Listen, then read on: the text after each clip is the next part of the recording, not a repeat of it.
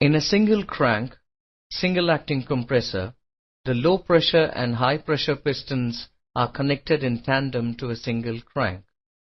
In low pressure stage, when the piston moves down, the atmospheric air is inducted. The compressor air from the first stage flows to the second stage through the intercooler. The pressurized air is inducted into the second stage. As the piston moves up, compression takes place in both stages. The high pressure air from the second stage is delivered through the aftercooler. In a single acting, two crank compressors, the low pressure and high pressure pistons are connected to two separate cranks. As the low pressure piston moves down, air is inducted through the air filter. When it moves up, the air is compressed and delivered to the second stage through the intercooler.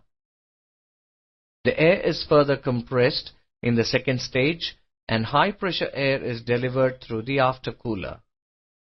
In a double acting compressor, compression takes place during the upward as well the downward stroke of the piston.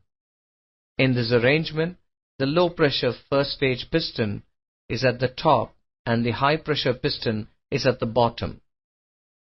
In the first stage, as the piston moves up, air is compressed and the compressed air is inducted into the second stage.